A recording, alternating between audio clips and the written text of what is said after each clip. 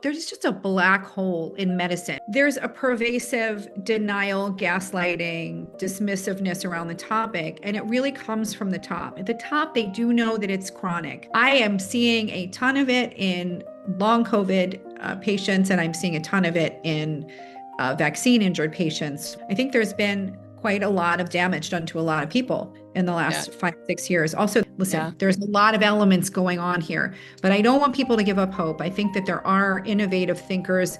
I am hopeful. Don't give up. There's always something else. And just tune out the noise of people telling you you're never going to get better. Doctors telling you it's in your head. Stay strong. You tune into that inner voice that you hear in your heart, in your mind, in your body that says, you're wrong. I'm going to keep going and I'm going to show you one day. Welcome to the React 19 podcast, where we bring awareness and support to the COVID-19 vaccine injured and discuss the science, research, and laws that affect all of us.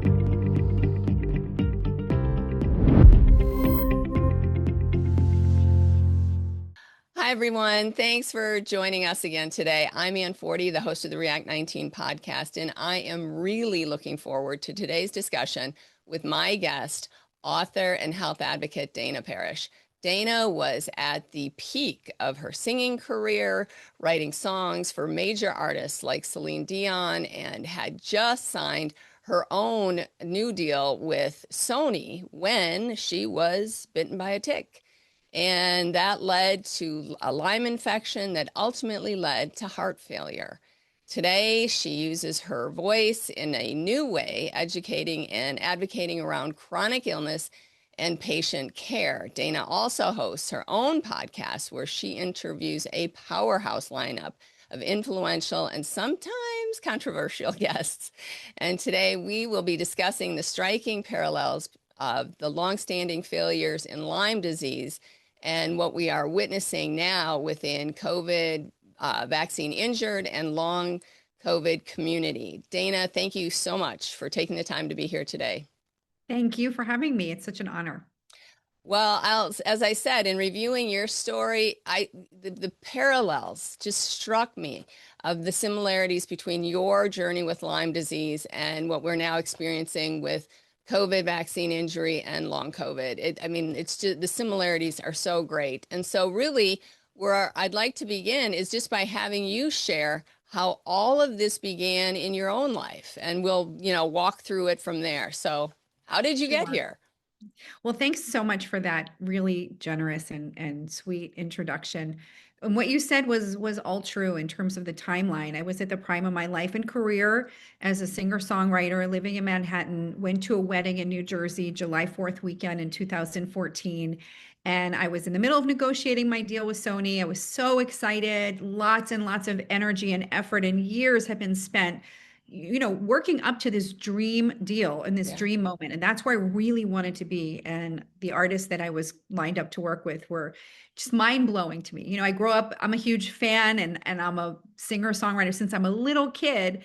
And then I get this tick bite at my friend's wedding. I come home a few days later, back to Manhattan, get out of the shower. I put a white towel around me and I see a little bit of a red ring with a tiny bite in the middle. Now, I'm from New Jersey, so I knew it was Lyme, but I did not understand any of the political, medical controversies around Lyme disease. I had no idea. But when you're Most people don't. no, I had no idea. And where I grew up, it was pretty common, but I never heard stuff like it's fake. The chronic stuff is just post-infectious. I didn't know about this whole controversy. So I go to urgent care. They give me 3 weeks of doxycycline, which is an antibiotic. And they said, don't worry about it. You're going to be fine. And don't Google it because you're going to see these crazy Lyme people and you don't want to become a crazy Lyme person, which I thought was incredibly bizarre. I never heard of a crazy Lyme person. And I felt sort of suspicious about that comment and sort of taken aback by it. So I picked up my drugs. I started taking the antibiotics, and the initial flu-like symptoms went away. It wasn't just that I had the bite and the rash. It was that I had a crushing headache, a neck ache, severe fatigue like I've never felt. I called it this deep cellular fatigue, stuff I've never experienced in my entire life. So it was really, really scary. And that took a couple of days to resolve.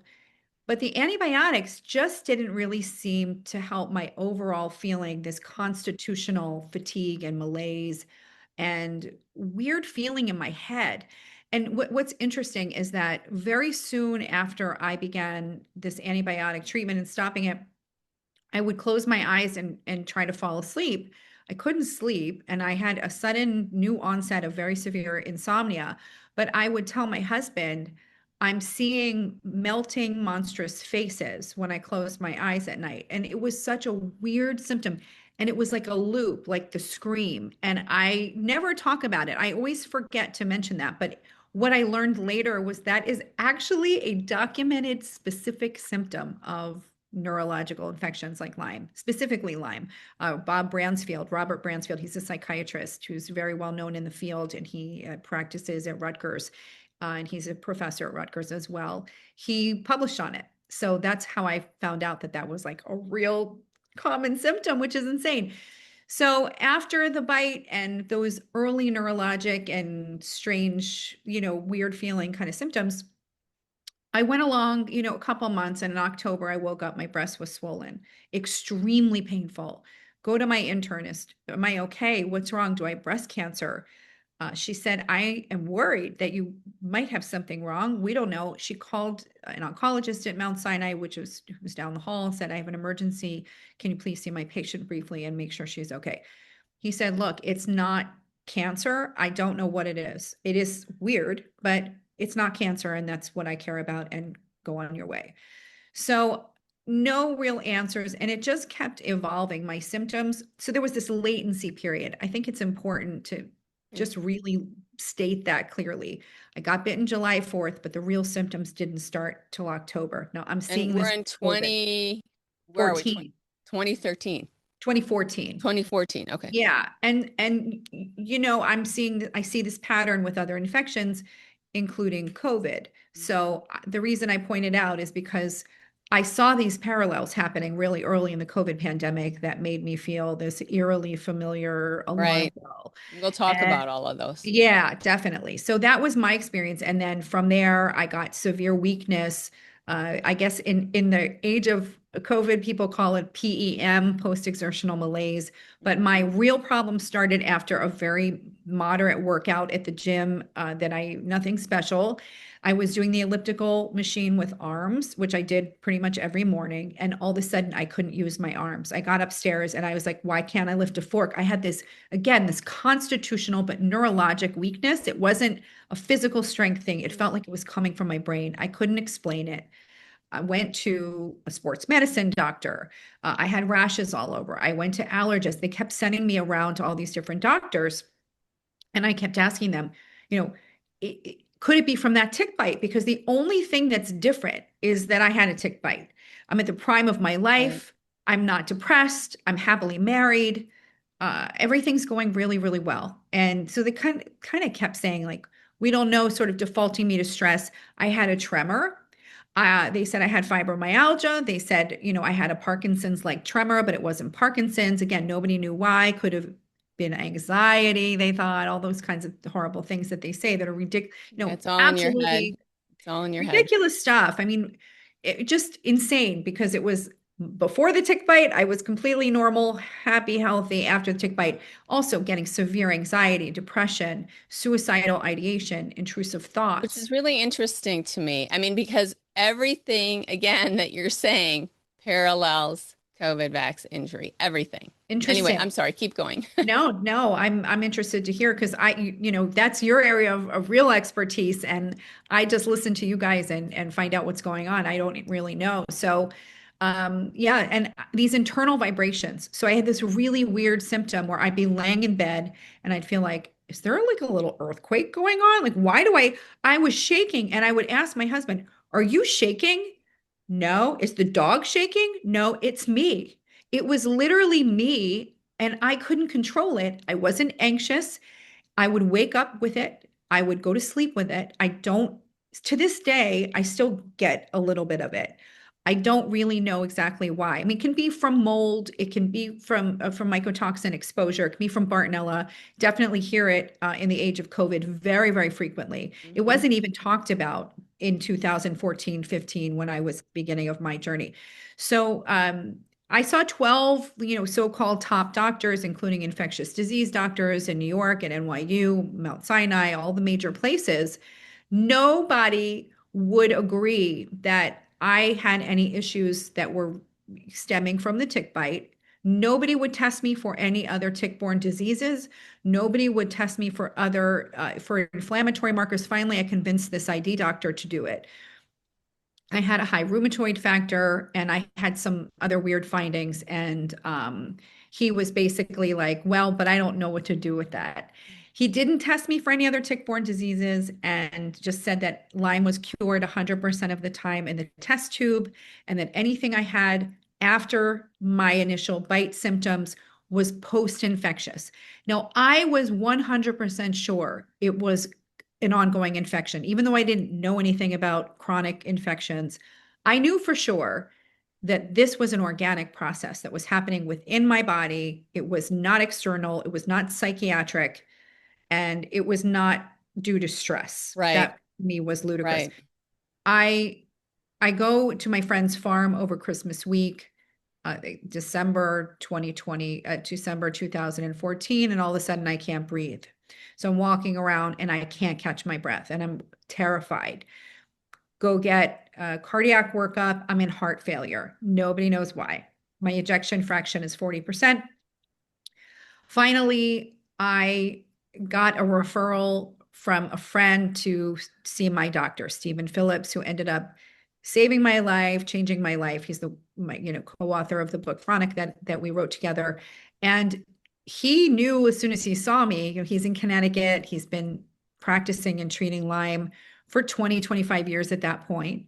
And he knew immediately that I was not, the initial infection wasn't cleared, as it very often isn't, in spite of doctors telling you that it is, that it's cleared in the test tube after 21 days for sure. That's not even true. That's not even correct, which I didn't know at the time, but it felt like a very strong statement to make in face of my symptoms.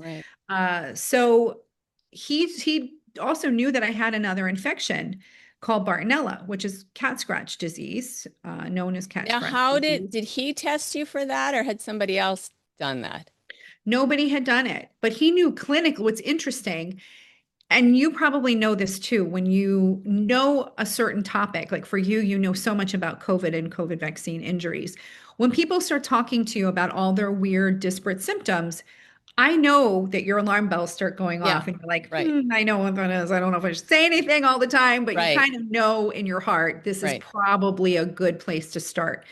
For me and for him, the clinical diagnosis, and I have this now with tick-borne disease, like people start going through their list of symptoms, night sweats, shortness of breath, new onset fatigue, joint pain, headaches. These are hallmark, and this roving nature of the symptoms. That is a hallmark of Lyme. So when I hear those things, I immediately know. And it's interesting, I've referred countless patients to the right care. I mean, over the last 10, 11 years, it's literally in the thousands, and I'm not exaggerating. I Well, have not had any.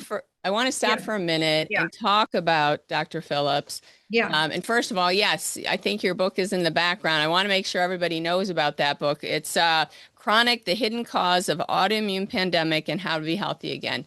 Now, from my understanding, is Dr. Phillips himself got really sick. He had a tick bite. This, I don't know how many years ago this was, and did the routine, but then a few days later, he had a spider bite, and then all of a sudden, everything that you're talking about happened to you, happened to him. Like he was in a wheelchair, yes, apparently, and he saw 25 of the top. I mean, he's a Yale doctor. He saw 25 different doctors. They all were like, "Oh, we don't know, we don't know," and he ends up, you know, finding the answers himself. yeah. And he recovers, and of course, is now sharing that wisdom with others. But that just shows you the level of what do I want to say? I don't want to say incompetence, but Well, that just complete lack of, there's just a black hole in medicine around. yeah, They're just not taught. I've come to not blame the day-to-day doctors anymore like I used to, because I was just so angry about what happened to me and so angry about what I was seeing around me with many, many other people who would contact me once I became public with my story about their terrible stories or their children's terrible stories. Right. But I now realize in interviewing so many hundreds of doctors for the book and just in the course of the podcast and stuff, they didn't know. Like they literally are taught that it's fake. They're taught that it's not a chronic infection and the political And like reason. COVID vaccine injury, long Correct. COVID. I mean, I'm telling you, It's it's, it's true. It's the same you can't playbook. find what you're not looking for, you Oh, know? yeah, I say that all the time. Absolutely. And there's a pervasive denial, gaslighting, dismissiveness around the topic. And it really comes from the top. At the top, they do know that it's chronic, they do know it's a chronic infection. There's definitely, there are books been written and things been, there's been data and things released that, they do biological weapons research on ticks. This is not, shouldn't be controversial to say. This is a fact. Right. Chris Newby wrote a brilliant book about it called Bitten, Oh, yes, the I've heard history of of that. Lyme and biowarfare. So, and she was, she's done lots of, she was just on Tucker and she's done lots of press over on this over the years.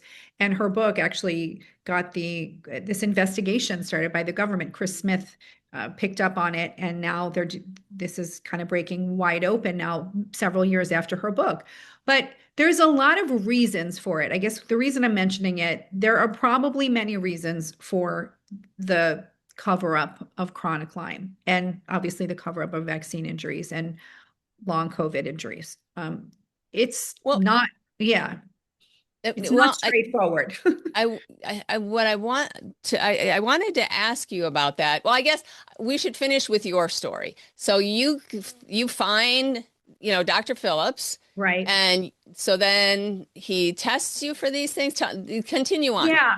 So people should know that if you get a tick bite and you get any kind of a rash, it doesn't usually look like a bullseye. So it's really important to say that certain species of Lyme, certain strains of Lyme do not produce any rash.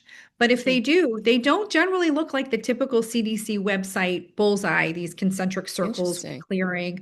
Mine didn't. Mine looked more typical from what actual Lyme doctors see, which is a little light pink circle, basically that's expanding around a bite. And so I can even when we are done this interview, I can send you a picture, and if you want to throw it on Sure, the screen, I can show you sure. exactly what. Luckily, I took one picture of my bite, and I can show that too. So uh, that is diagnostic for Lyme. So there is no early test for Lyme at all that exists in the world. There's no test that you can say, I was bitten by a tick yesterday. Do I have Lyme? Or in 3 days. It takes weeks for you to build antibodies, which you know from COVID for Right, sure. And it's the same thing with Lyme. We have very poor tests and they miss the mainstream tests. So you go to Quest, you go to right. LabCorp, go to hospital, they miss over 50% of cases to begin with in the best of times. There is no test. So that is diagnostic and that's not controversial. The IDSA, the CDC will tell you the bite, the rash, or a bullseye, that is diagnostic for Lyme. That warrants immediate treatment with antibiotics Mm. that day. That said, the other infections are sort of all bets are off. Ticks spread multiple diseases in each bite very frequently. Yeah, what So did you describe it? The dirty the, needle bite? Because the dirty needles of nature. okay, I mean, they're literally injecting you with pathogens when they bite you. I mean, not every single tick bite right. produces an infection, but many, millions and millions of tick bites have produced multiple infections in the same bite and gotten people sick. So people say, "Oh, I treated Lyme. I feel like I treated it adequately. Why do I still feel so horrible?" Mm, Well, you have Babesia, you have Bartonella, you have other things, and some of the infections are covered by the same antibiotics that you use for Lyme, but some of them are not. And some of them are much more resistant to treatment. Bartonella is really, really hard to treat. Again, the dogma around it is that it only affects immune compromised people. Healthy people don't feel sick from it. It's not a big deal, but actually, if you look at the literature, it really is a big deal. It could kill people, it could kill healthy people, and it causes, an extreme amount of joint and neurological pain and rheumatoid arthritis, even MS. Lyme as well has been published to cause MS, a cause of MS. So there's a lot that people don't are not, there's a lot of information that's Definitely. very, very important that people are not aware of. So you see him, and then does he test you for those, or does he just already? Yeah. Okay, So he knew clinically because of my symptoms that right. I had not cleared Lyme and that I most likely had Bartonella. He did test me for Bartonella at a lab, a specialty lab called Galaxy Labs, and I did a test called an IFA. And I'm saying all the details because people will always want to Yeah, know, I'm where did gonna. you get a test? What test did you I do? will put this information in the show notes because I want to get this information from you so that people know. Yeah. It's a great lab. Dr. Ed Breitschwart, he is the leading expert and authority on Bartonella, the world's leading expert. He's Okay, published well over 100 studies on it. He's okay, at UNC, he's at NC State and Duke. I always get UNC and NC State mixed up. So he's at NC State and he's also at Duke. And he's an infectious diseases researcher and a veterinarian and a professor. And he's absolutely brilliant you know, and wonderful. and this is what people also need to know because I think as I'm sure you have found, especially early on, it's like, oh, you're just one of those conspiracy theorists, whatever. And I think it's important for people to know, no, you've been dealing with top doctors in their fields. These aren't just, oh, Oh, yeah. just somebody over here, somebody over there. And I think it's really important for people to understand the level of education and research Yeah. that's been done in the people that you work with. So then does Dr. Phillips how does he treat you? Yeah. So it's a great question. He continued me on a pulsed course of antibiotics. So pulsing means you go on for a period and you go off for a period. For me, it was essentially 2 weeks on, 2 weeks off. I used mostly very simple, generic, cheap antibiotics that my insurance paid for. Mhm. Tetracycline, I call my hero. I used some Chinese herbs. I also did a Chinese herbal protocol called the Zhang protocol, Zhang. You don't have to live in New York to get it. I happen to live not that far from their office, so I was able to go every week and get acupuncture and get herbs all the time. Did But did you Dr. can do. Phillips use that himself? No, but he totally supported my doing both. I've Okay. had I many just I patients just wondered who. if that was part of his protocol as well. What is part of his protocol are a couple of the herbs in that protocol, and there are Okay. different versions of them Okay. that he uses. That are I ended up using his version of. This is an important one, artemisinin or artemisia. Mm, So artemisia is the whole herb, and that's what Dr. Zhang used. There's nothing wrong with it. It's very, very helpful and important. But Dr. Phillips had a lot of success using liposomal artemisinin, which gets into the cells really, really well, and interesting. it's the tail. I think it's the tail of the herb. It's just one part, so it's not the whole herb. Okay. And that so artemisinin or artemisia rather, the people who discovered it as a treatment for malaria won a Nobel Prize. So it's a very, Wow. very powerful, Wow. potent herb. It has broad spectrum, or at least it kills other microbes as well. It's actually Interesting. not just Lyme. And in fact, I think it was published that it has activity against COVID. So that it's just one more piece of the puzzle. Right. And so So I you get did, better. yeah, I mean, I treated for about 8 months sort of intensely. I got much worse before I got better, and that's normal. But my heart failure, interestingly, resolved within 6 or 8 weeks of doing this. Now, I had been in heart failure for a few months at that point. Wow. Wow. And so I go back to the doctors and go, guess what? I took a few months of pulse antibiotics, and now my ejection fraction is normal again. Mm. And the cardiologist that I saw took it totally seriously, spoke on the phone to Dr. Phillips numerous times, and was like, this is absolutely incredible, fascinating. I've learned so much. Thank you for educating me about Lyme carditis and about all the things that Lyme and Bartonella can do to the heart.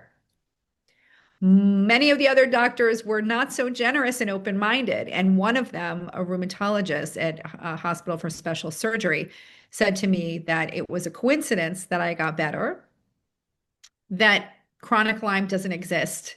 And he didn't want, so I said, well, can I bring you in some studies? Johns Hopkins is publishing on it, Harvard, now Yale, North Tulane is publishing on it. Can I bring you some new studies? And he said, no, You know not what? interested. Another parallel here. So during the COVID era, okay, I was pretty active in speaking out at our county commissioners meeting and making sure our county public health department was made aware of things. And I went to a meeting one night and I'd given all of the people in the department a copy of Bree's book, Worth a Shot. And one of the doctors there spoke at the meeting and he said, I read this so you guys don't have to. It's nothing but a bunch of drama. And I mean, just totally discounted it. Oh Like, my total. God. In those meetings, you're not allowed to speak unless you're on the agenda. And I was not on the agenda. It's funny, I wasn't even going to go to the meeting, but I just felt this prompting to go. And fortunately, the commissioner, the head of the department said, well, Ann, when it came around, he's like, well, Ann, would you like to make any comments? Because that morning I had sent out some comments to several people on the board. And so then I was asked, oh, do you want to make any comments about, what you sent out? And I said, well, first. And so I actually had like more time to address this particular doctor than I would have. I mean, I was blown away. I was blown away where he's like, oh, this is just nothing but drama. That's Anyway, insane. I again, read Bree's book. It was anything but drama. yeah, I mean, and again, just totally blowing it off. But here again, another parallel. Okay, so you take it, and so your symptoms get worse initially, and That's then, normal. And that's normal for Lyme. That is a known, it's called a Herxheimer right. reaction. It is a known reaction that happens with certain infections. So did Lyme. like like the neural, the stuff, the Oh, suicide yeah. ideation and all that, did that get worse? Yes. It Much did? worse. Yes. And I had to stop taking antibiotics and, so I mentioned two of them, but I took other things too. I took Mepron, which is people take it also for Babesia. I probably had Babesia. I never tested positive, but What I is also that? did. It's a malaria-like parasite that is also very commonly spread by ticks, and especially in the area that I was bitten in geographically.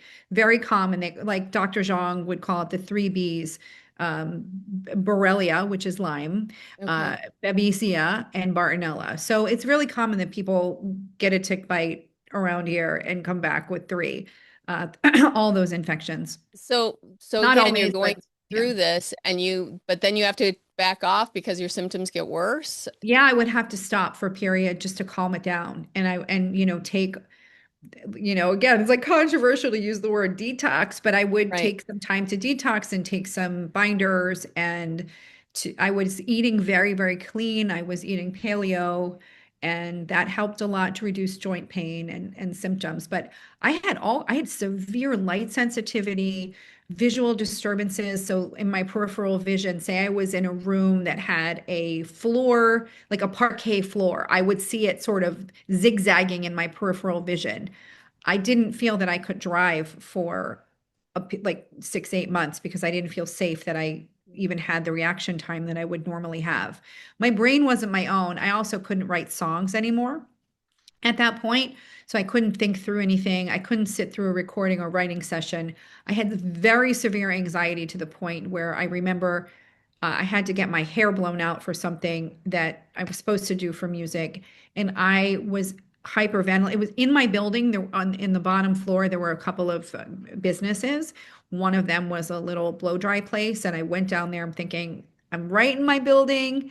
And I had to call my husband to come down and sit with me and bring the Isn't it dog. crazy Yeah, what can it, happen? I it was mean, insane. and again, they want to hand you an antidepressant. Correct.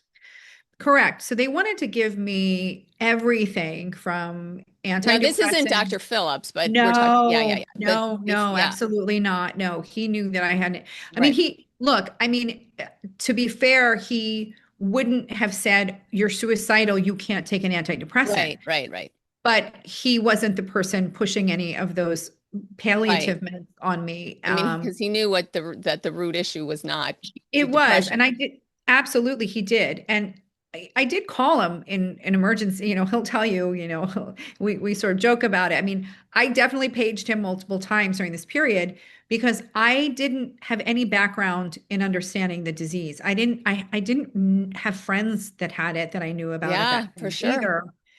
So when I felt like I was going to pass out, I mean, I had a lot of my heart would be just racing out of Right, nowhere. And then I was short of breath and I'm like, I must be having a heart attack. How could this be happening? I'm like so young and I walk, live in Manhattan, right? I'm walking 5, 6, 7 miles a day without blinking. I'm never out of breath. I work out at a gym all the time. It just didn't make any sense in the context of where I right, was before the bite and then later, so it was very, very scary and terrifying. But I used to right, tell him, I don't want to jump out the window. I lived on the eighth floor, but I can't stop thinking about it. right, And I don't know what to do. right, He would say, "Do you have a plan? Do you think that you're at risk for doing it?" Because he would have then certainly wanted me to be on something or to go see a psychiatrist or something. right, And I said, here's what I know. I know it's an organic process. I know it's not really me. I know it's not a true, in my opinion, psychiatric condition with of unknown etiology, which is a right, whole other story, which I don't believe any of it is. But I'll just say I knew what the cause was in my heart. And I believe that if I followed the plan, the protocol that I was on and right. kept doing what I was supposed to be doing, that I would get better. And I promised him if I got worse, he would get a call. And I said to him, I don't want to mess with my brain any more than this infection Right, already is. And he sounded relieved that I understood that. I mean, he right, again didn't discourage, didn't say you can't do it or that would be the right. wrong thing. Just said, look, that's that it, with that in mind, I feel like we don't have to do anything today and we'll just stay in touch about it. And then my psych symptoms gradually fell off. The melting monstrous faces went away. My visual disturbances went away. My severe brain fog to the point where I lived in the same building for 11 years and I was confusing my doormen. I mean, I knew them all so well and for so long and saw them 100 times a day. I couldn't even remember their names. It was, I was getting lost in familiar places and I'd have panic attacks and my husband would have to come pick me up 5 blocks from our apartment. Crazy, unthinkable stuff. I Crazy, think unthinkable stuff. I think your story is actually going to bring a lot of relief to people, you know? And so again, I'm we're not nearly finished here, but I want to keep referring people to your book, Oh, to your thank you. podcast, to all of that. So It, did you it's have really, just one thing I should say. It's one thing to have pain or physical things. It's another to lose your mind mind? and Yeah. to know it's Yeah. happening Yeah. and to Especially when not be people able to are stop telling it. you it's all in your mind, you Correct. know. Oh gosh. So were you concerned, at all about, the constant use of antibiotics and what that might be doing to your gut? I mean, was there any concern about that or not really, because people within the health movement, some can be very like, oh my gosh, don't ever take an antibiotic, which is not something I subscribe to, but because I think antibiotics have truly been, life-saving. Sure. But did you ever have any concern about that? And did you have any negative effects about that chronic use, the continual use of antibiotics? That's a very important question. I did not have any concerns about it, and I didn't have any issues with it. And I'll tell you why. Dr. Phillips educated me, and he educates all of his patients very early on. First of all, you have to sign an agreement with him that you will take probiotics in a very, a high, good high quality dose and good high quality supplement if you're going to be under treatment with him taking antibiotics. He really Wise wants man. to make sure to protect your gut. But secondly, antibiotics don't all have the same impact on the gut. And what he taught me was that doxycycline, tetracycline, minocycline, these have a very low impact. In fact, dermatologists will put a 15-year-old with acne on doxycycline for 2 or 3 years, but a Lyme patient wants to take it for more than 2 or 3 weeks, and all Wow. hell breaks loose. It doesn't really make Oh, sense. So interesting. I had absolutely no issues. And once he explained all of that to me, I had no concerns. And I think that people don't recognize when they say, I get the knee jerk. I hear it very frequently from people. you can't promote, don't promote long-term antibiotics. It Right. doesn't even work. Well, yeah, it does work for a lot of people. Number Right. one, if they're used properly and Yep. responsibly, sure, they Yep. work. Also, don't forget, I'm pulsing. So I'm on it for 2 weeks, I'm off it for 2 weeks. So I'm not just chronically taking these Right. high doses 365 days a year. The rationale behind that, which is important to say, is that you kill, you're treating the infection, you're killing things for a couple weeks. These Lyme spirochetes can go into this cystic form where they are shielding themselves from the antibiotics. So you want to Right. give it a break so they come out and start partying again, and then you hit them again. And that's sort of the thinking on pulsing. And it does seem to work for many people much, much better than just going straight through. So that's one thing to say. But the idea that people have been sort of brainwashed, I guess is the best word. It's Right. not the nicest word, but it's the truth. And just thinking like antibiotics are bad because there's this dogma about it. Right. But actually, Lyme can also affect the gut. Bartonella can also affect the gut. Right. So if you are not actually killing the things that are causing all this dysbiosis and all these problems, I don't really know what the point of protecting your gut is by not No, taking them when your no. brain has an infection. Like, it's a brain infection for a lot of Right. people. It is infecting your joints. It is going to cause dementia or lupus Well, or MS tell or that fibromyalgia. story because I heard you say this about Chris Christopherson. Yeah. Well, that is an incredible story. And by the way, he is not alone. So, but he's just the most famous one that this happened to. So he was on the cover of Rolling Stone. This is like 2017 or 16, something like that. He had been diagnosed with Alzheimer's and he was basically sent home to die. Now, subsequent to that, his wife took him to an integrative doctor in California who just in the process of eliminating all things that he knew could cause neurocognitive disorders, he tested Chris for Lyme. Lo and behold, comes up positive for Lyme. He starts treating him. In 30 days, Chris's, as his wife puts it, the son of a bitch was back. That was on the cover of Rolling Stone. He was able to recover his essence. Like she said, he was just gone. He just wasn't even him anymore. And she was devastated. They've been married for a really long time, and they have seemingly this Right. wonderful life and marriage. And I got to know them during the course of my writing for Huffington Post, doing this interview with them. And Chris did like 30 days of antibiotics and TMS, and he What is was TMS? it's a brain. I have to look up what it's like a magnetic Oh, right. I stimulation of should the know this. brain. Yes, I know exactly what you're talking about. Right, right, It's right. used for other things. It can Yep. be used for cognitive Yep. dysfunction. It's been used for many conditions that are really, really Right. interesting to me. But they prescribed him TMS, 30 days of antibiotics to start, and his whole life came back. Now, he was able to go back on the road and perform. This Unreal. was unthinkable. So he would come out of airport bathrooms. Lisa, his wife, would be, 15, 20 feet away. And he'd be like, where am I? Where are we? That kind of thing. That all went away. And he had really bad Herxheimer's from the treatment. He was very, very sick from the treatment, but he got better and better and better. And actually, Dr. Phillips and I went to see him perform in New York and hung out backstage with them for a while. And he was telling us stories about Bob Dylan and Joni Mitchell. And Wow. he was incredible. I mean, I'm Unreal. not. Just because one doctor knew to check something. I'd be interested to know Yeah.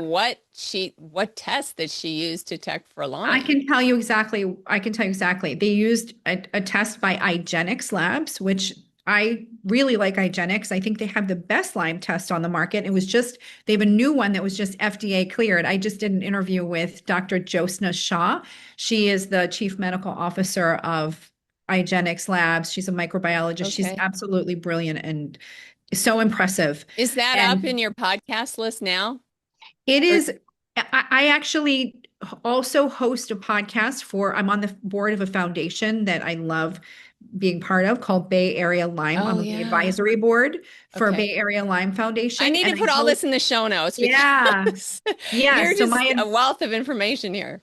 Yeah, so my advisory board position turned into, will you host a podcast for us Okay. that is focused on mostly chronic and other kinds of infections, like mostly tick-borne diseases, obviously Right. Lyme and all the things that we're talking about. But they've let me go off a little bit into COVID, long COVID, some longevity stuff, like Well, just the all stuff that's parallels very are, I mean, relevant. I don't know what the mechanism is, but the Yeah. parallel are just boom, boom, boom, boom.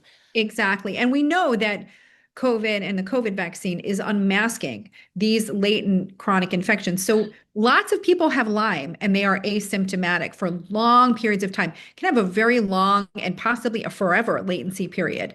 So you may have no symptom, you may have gotten bitten when you were like 12 years old. And then when you're 24, all of a sudden you're like calling your mom from college and like, why am I so tired? Why are my joints hurting? Well, you know, you've been working yourself to death and la la la, and you haven't been sleeping well, and these infections can reactivate. So I am seeing a ton of it in long COVID patients, and I'm seeing a ton of it in vaccine injured patients where they also lose their tolerance for toxic mold.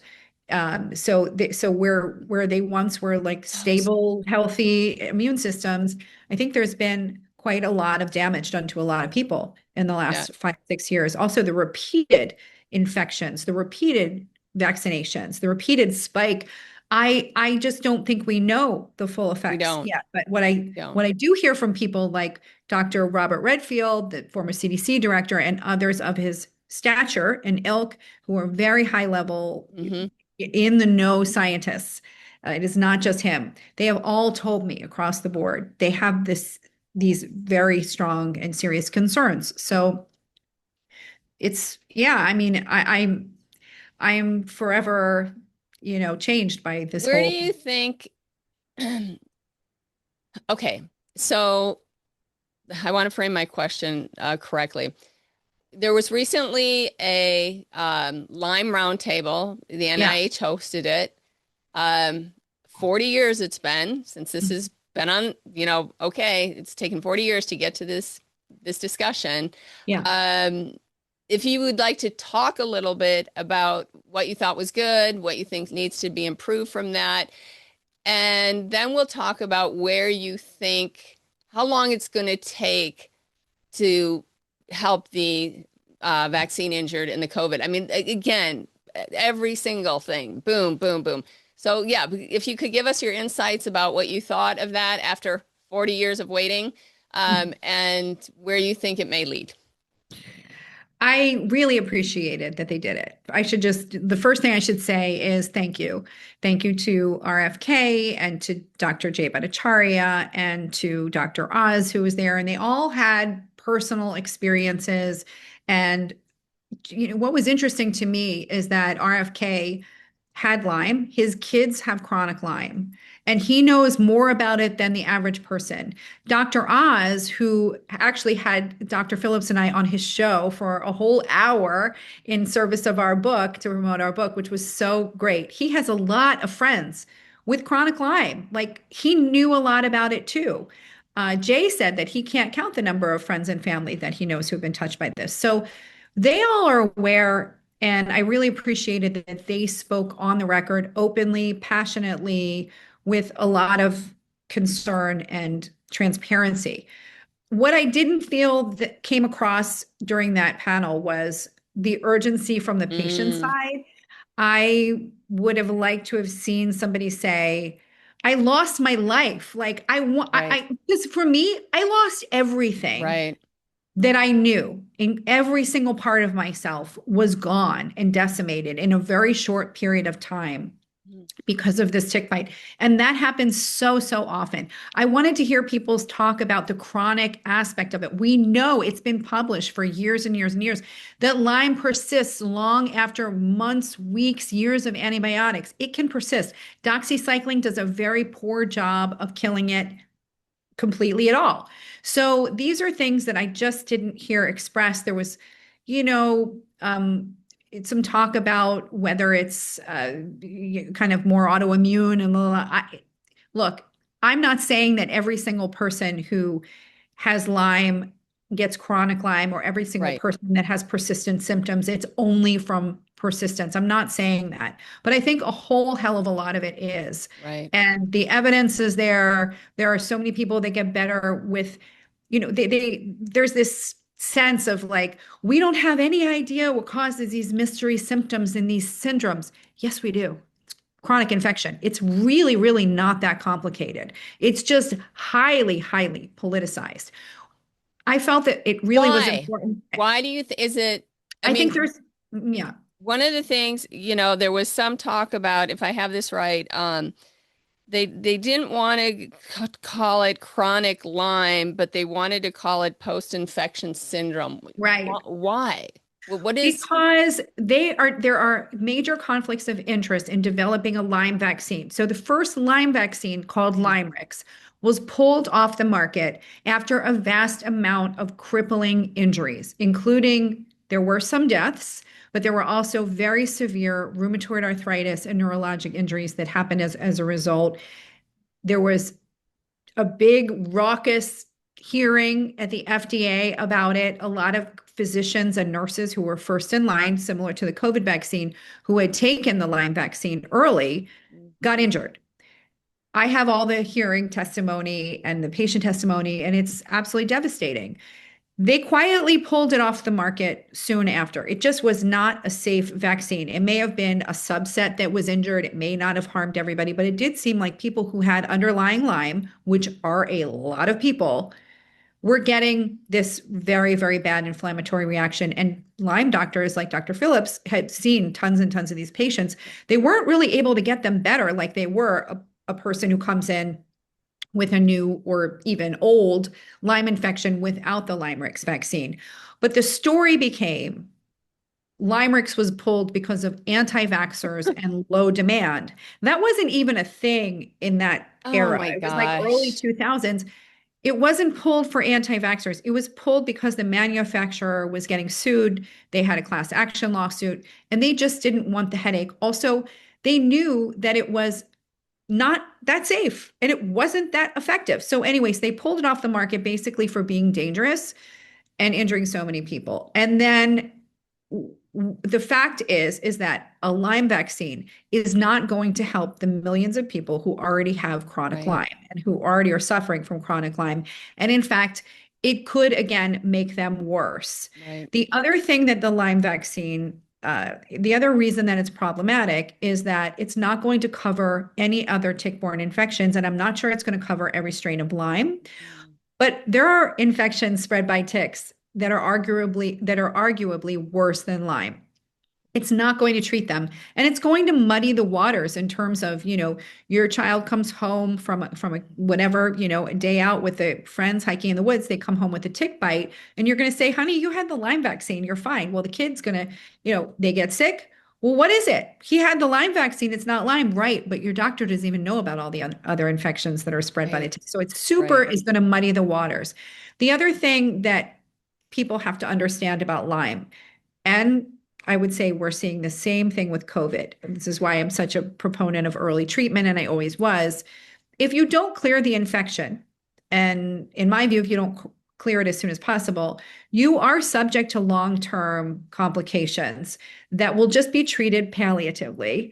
And by that, I mean with lifelong immune suppressants. They're just going to treat symptoms. So medications for pain or headaches or joint pain, inflammation, immune suppressants, which are, I think, the number one blockbuster drug in the world, Yeah.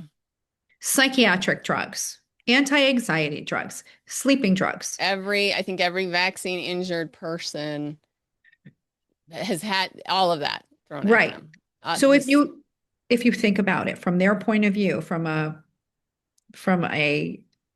financial point of view, if you don't treat these infections properly early with cheap generic drugs, especially Lyme is a great example where if you get in early and you do it, you do more than the guideline recommends, and you can get better very, very quickly. You're not going to be a person, most likely, that's going to go on all those drugs. But if you right. look at me as a prime example, Right. I was certainly primed to go on all of that and more. And I was very lucky that I saw the bite and the rash. Most people don't. So most of the time, when ticks bite you, they inject you with an anesthetic. So you don't actually even, they're so diabolical, by You the way. know, we have we're out in the country. Well, we're in the Yeah. Midwest, and I've picked ticks, off all my kids for years. You know what I'm saying? And myself, and oh, that's not the kind of tick you have to worry about. But I'm wondering, especially with one particular one of my children, I'm like, this has been so illuminating. So I can't wait to share this Ah. podcast because it's been so illuminating. But I'm sorry, please continue. No, I mean, I think that there are many reasons why the truth about chronic Lyme has been suppressed. There are also conflicts of interest from the CDC. Actually, Chris Newby, who wrote the book Bitten, also produced an amazing documentary, an award-winning documentary on this topic called Under Our Skin, I think around 2010. And on their website, they show all the FOIAs, so that for what that is, but Yeah, for the people Freedom of who don't, Information those Act. are yeah, exactly. The Freedom of Information Act. And she was able to get emails back and forth from Infectious Disease Society, high level, officers there and people there corresponding with CDC officers. They own patents to different elements of the vaccine and different elements of testing. It's probably also why we don't have better tests. They've quashed better mainstream tests. So if we have a test that doesn't diagnose most people, we have a treatment that doesn't actually cure most people, what's going to happen to those people? Yeah, they're They're just going to going stay to on those drugs. they're going to go on to be a pharmaceutical cash cow, and they're going to be on the medical merry-go-round You know probably for what? the rest of their life. And don't forget dementia, Alzheimer's, all the neurocognitive diseases that these infections can cause. Another really big one. This is widely known. This was widely known, and before the vaccine came out, Lymerix, you could read mainstream articles in the New York Times. The LA Times was on the cover of Newsweek in 1989. I encourage people to seek these out. You can find them on my Twitter feed. I have everything right there for you. These articles didn't hide any of this, but once the vaccine came on, got pulled off the market, the whole entire narrative changed. And all the research, the great research that infectious disease doctors did prior to that, which demonstrated chronicity, demonstrated all these diseases that were the result of chronic Lyme, that all went out of the public domain. You know, most people have a very difficult time believing that people are capable of doing this. Most people just when I would share, okay, so when we were in January of 2021, the NIH was aware of thousands of COVID vaccine injuries taking place. They Yes. flew Bree out. They flew others out. They knew that this was happening. They said, "Hey, just don't say anything. We'll help you and we'll let the public know." And what happened? They ghosted Bree and others, and they never let the public know. Now, when Right. you try to tell that to the general population, they're like, there's no way that could happen. There's no way that people would do that. Like, we think the gods of truth and goodness live at the FDA, CDC, and NIH. Well, during that administration, I mean, I think we're moving in a better direction. But people don't understand, and I didn't either, the nature, well, the human condition, that Yeah. evil does exist for whatever reasons, where whatever makes people keep their head down and not say anything and just whatever. People need to know that this does happen, that this does exist. Like Yes. even maybe good people with seemingly good intentions do things that have very bad unintended consequences.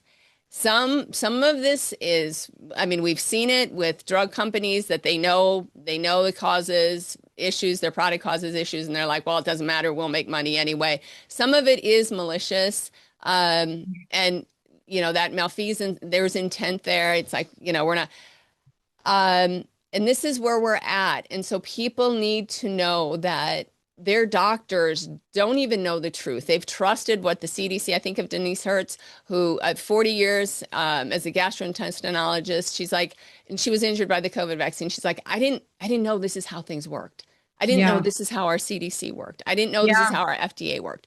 Like, people need to understand why we question everything else except, you know, the FDA, the CDC, whatever, and but when it comes to drugs, oh, it must be safe, you know. And now we have someone in RFK or Jay Bhattacharya, you know, Dr. Oz, where they are questioning and saying, hey, you know, we just want to bring this to your attention. Hey, maybe you should have some conversations with your doctors, and you know, and people are in an uproar. You know, there's some that Yeah. are like, yay, we need this more than anything, and others are like, oh my gosh, this is just evil and this is going to hurt everybody. So I just want people to be aware of this, that their doctors may not know, not because, you know, they're trying to give you bad information, but they just might not know, and just know that, yes, there is malfeasance going on at times. So Oh, there anyway, is. There is at the highest level, there is. yes, I again, I think the day-to-day doctors are clueless on yes, purpose. And you know, as Steve always says, Dr. Phillips always says, because he went to Wharton before he went to med school, so he was in more a finance major, an economics major. interesting. He always says, you know, PhDs are taught to think and doctors are taught what to think. So PhDs are taught how to think, doctors are taught what to think. They're basically great at memorizing, they're not great at This is what we do. This critical is what we're thinking. told.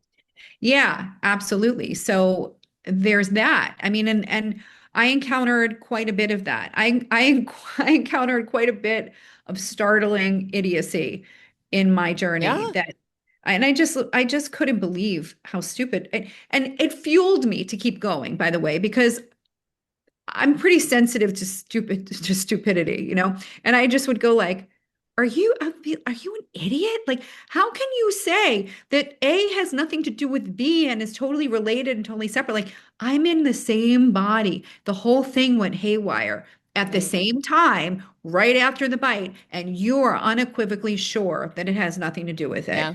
It's the same That with the sounds vaccine. Oh, pretty nope, nothing to stupid. do. Almost every person I interview, their doctor said, oh, nope, couldn't be the vaccine.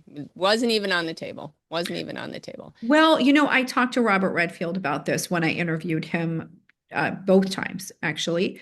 He was the CDC director at that time when Mhm. the COVID outbreak began. And he will tell you that uh, doctors were not told. I mean, as you know, because you've been through Right. this with Bree and React 19, but he even from his point of view, doctors were not informed. He has a vaccine injury and long COVID clinic, and he's seeing tons and tons of unspeakable vaccine injuries. People who no longer have language. They have pelvic vein compression syndrome and they can't breathe anymore. And they're young, healthy people and they can't barely walk, they can't barely function. PhDs who can only say 5 words at a time or think about a couple of words at a time.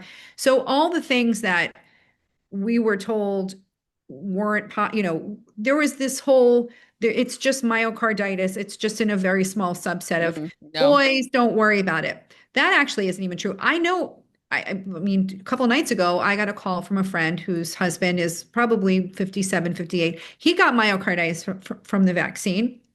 I know lots and lots of people who got severe cardiac issues from it and strokes even. I know somebody who went blind in one eye right after she got her booster. So I just want to say a lot of this was totally hidden. And I watched the 5 hours of video that Brienne gave me of conversations with Peter Marks and Janet Woodcock and other senior officials. So people don't know who they are. Janet Woodcock was the head of the FDA at that time. Peter Marks was the head of biologics and vaccines at the FDA for a very long time. So they were totally aware, and it was incumbent upon them to communicate with physicians and let them know not only what the injuries were that they were seeing, but how to treat them. So they had Mhm. these secret treatments. I mean, it sounds crazy, but they were being treated at the NIH in the NIH's private hospital. People don't know the NIH has a little hospital. I didn't know that. I learned I that didn't know from my that aunt. either I had until no idea. It's fascinating to think about. They were treating hundreds of vaccine injured people. They weren't questioning it. They treated a cluster of young men with ALS from the vaccine. They never revealed any of this to the public. So you'd go to your doctor and you say, I have these weird neurologic symptoms. right. I'm short of breath. I have POTS now. What the heck is going on? Well, you must have had an asymptomatic COVID infection. I have no evidence of that. I never had any symptoms. My antibody test is negative, but I did get this amount of vaccines.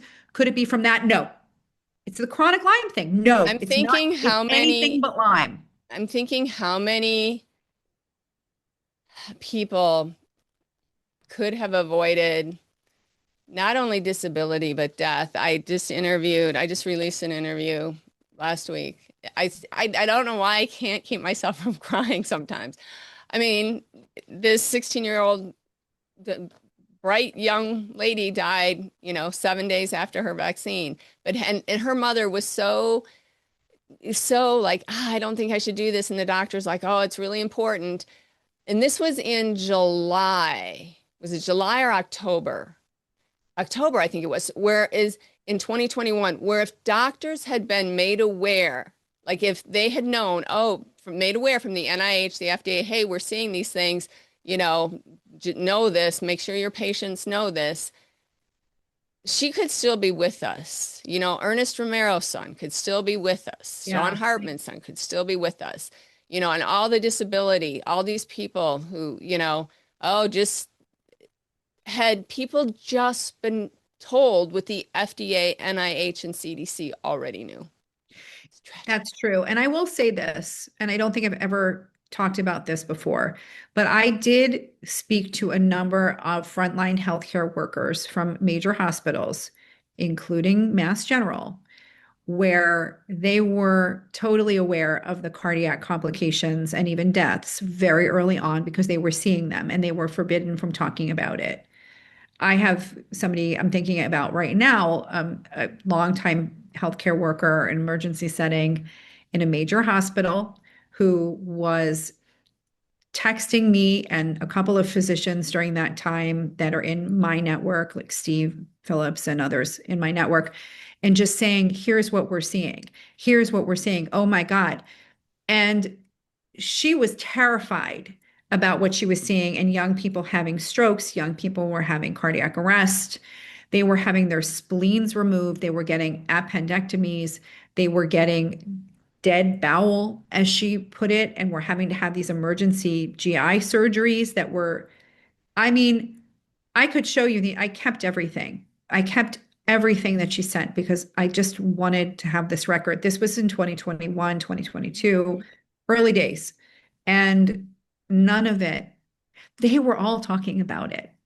None of it ever was allowed to be revealed. And not only that, they were not allowed or they were discouraged from reporting any of it to VAERS because they didn't want their hospitals flagged. Right. They certainly didn't want repeat reports from the same hospital and from the same healthcare workers. People need to know So this. People need to know that this is how the people, world oh operates. yeah, and these are very credible people, and some of them are not so under the radar.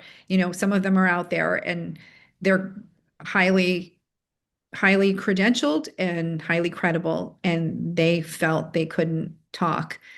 People didn't want to lose their jobs. They didn't want to lose their careers. They didn't want to get smeared like we Is there see so often. any And licensing they had or losing their licenses, treating credentials? early, all the things. And, it turns out that they're all true.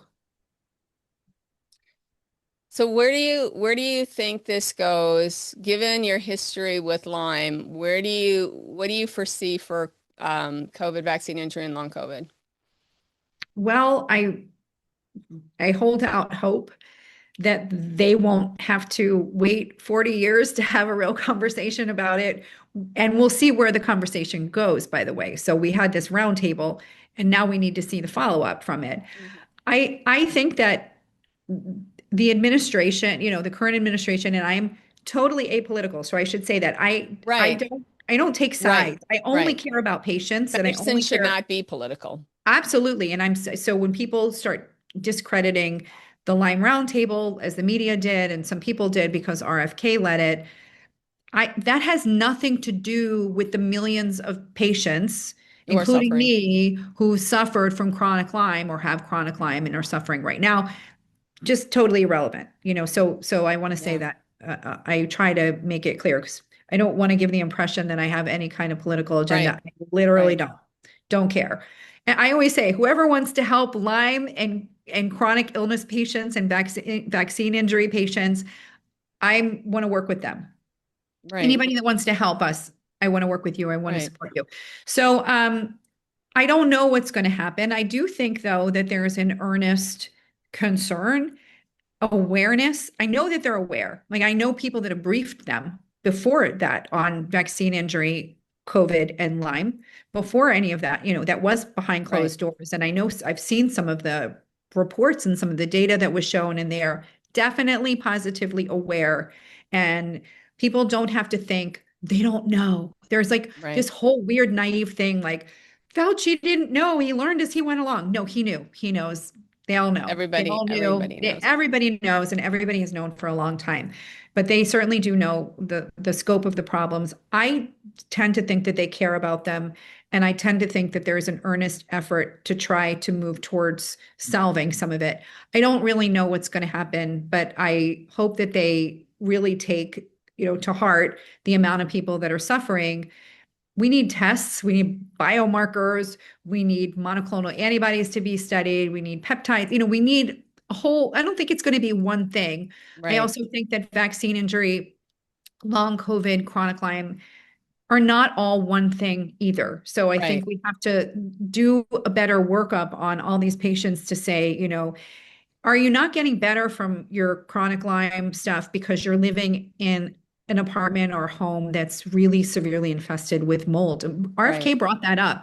Mold is a serious toxin. It's a serious poison, certain kinds of molds, which I know a lot about this too, and I know a lot of the literature about this. Again, another topic that's hugely covered Right. up, and We it's very could do a whole expensive, nother podcast on the that. whole other thing. But I would say like that should be part of the differential. If you have long COVID or vaccine injury, you should be looking at all these things All the because often it is multiple hits. We call it the multiple hits model. So it's not like the first bite, from a tick throws people into total chaos and hell necessarily. It could be right. the second or third because your immune system is just like, I give up. And then Right. also you've been eating really badly and your dorm room or your bedroom is moldy. And Right. also you just got COVID. Like these things can be a perfect storm. Right. Sometimes treating some of them, it's not to discredit the others, but Right. sometimes treating some of them can just alleviate your symptoms to the point where your immune system seems to be Right. functioning better and you're feeling better and you're getting out in the world again. I've seen it so many times. And for me, I'm living proof. You can get better. You can come back from the dead. I didn't Do know you how I sing was going to get anymore? there. I sing all the time in the house. I occasionally get asked to do sessions. I recently did a project with my husband for one of his, my husband's a record producer and a film composer, and I Oh, recently sang wow. on something for him. So I still, in my heart, like I love to sing. I sing all the time. If you like had a camera on me, you'd hear me singing around my apartment all the time. But I don't professionally sing anymore. I just, I sort of left it behind when the When your pandemic life happened, and maybe it was like, changed. oh, I'm going to be like in a packed, smoky or not smoky room, a sweaty, Right. hot, COVID-y room. I just didn't want to really, but it wasn't just that. I felt that, using my voice and the things that I learned about communicating with audiences over all my years of performing and all my years of working with all kinds of different artists Oh, and right. wildly different and fascinating and crazy, wild personalities that ran the gamut. Mhm. I feel like I can use my skills better now in a way that feels driven by a higher purpose than Right. anything, is to try to help people and to try to prevent suffering that I went through and that so many people are going through. Well, I'll tell you, you definitely have. And I really want to encourage everyone to check out your book. check out your podcast, both of them. I'll put it all in the show notes. Yeah, I definitely think the work that you're doing now is going to have just such significant impact on all the souls around you. All of us will benefit from us. And you've got some big interviews coming up on Yeah. your own podcast. I think you said you had Jay Bhattacharya coming up. Yes. You just released one from Retsef Levy. Well, you Yes, have the this one from morning. CDC. You have some controversial figures, but your podcast is definitely one that people should check out because of the wide breadth of information that you give. Like, Yeah. oh, you enlighten people here, and oh, enlighten people there, and so yeah. Anything else you want to tell us, or where people can connect with you, or anything? Sure. I would like to ask people to please support my podcast, the Dana Parish podcast. I have had a lot of censorship and suppression, even interviewing CDC director and very famous public Of health course, we figures. can't let these things get out. It's really scary. Mm. I've been so suppressed that I've had to communicate in back channels with Google so that people could actually find the podcast. I've been in conversations with Twitter so they could stop deboosting my posts, which they admitted that they were doing because I'm talking about chronic Lyme. They don't want me to even talk about chronic Lyme. They asked me to call it persistent. They asked me to call it post-Lyme syndrome or to call it infection-associated chronic illness. I'm sorry, I'm not, it's chronic Lyme. You know what I mean? I Right. just say it as it is. It's persistent Lyme. I mean, it's all, but the semantics matter a lot and semantics inform treatment. And that's why I feel so strongly, and so does Dr. Phillips, who made a huge point about this in our book. One of the reasons patients can't get care is because they've been told it's post-infectious. That implies the infection is gone, and that implies you are going to only get a palliative treatment. This needs to stop. It needs to stop with COVID. They need to stop calling it post-infectious. We don't know that all these cases are post-infectious, and we Right. know that some of them, for sure, are chronic infections. I would say at the end of the day, if we ever get the data, we're going to find out that a lot of them, or most of them, have chronic infections. There's also the spike. Yeah. There's a lot of elements going on here, but I don't want people to give up hope. I think that there are innovative thinkers. There are people that really care. I know a lot of the scientists who study these issues, and I am I my heart fills with love and admiration for them and Hmm. appreciation because they are really working hard. They're really trying. And there is no politics involved in the way they think about these things. They care so much about the patients. So I just want to end by saying I am hopeful. Don't give up. There's always something else. And just tune out the noise of people telling you you're never going to get better. Doctors telling you it's in your head. Stay strong. You tune into that inner voice that you hear in your heart, in your mind, in your body that says, you're wrong. I'm going to keep going and I'm going to show you one day. Well, I think that is a perfect ending. So we'll end it there, folks. Go check out all these resources and just, yes, please consider supporting Dana. Thanks so much, Dana. Thank you so much.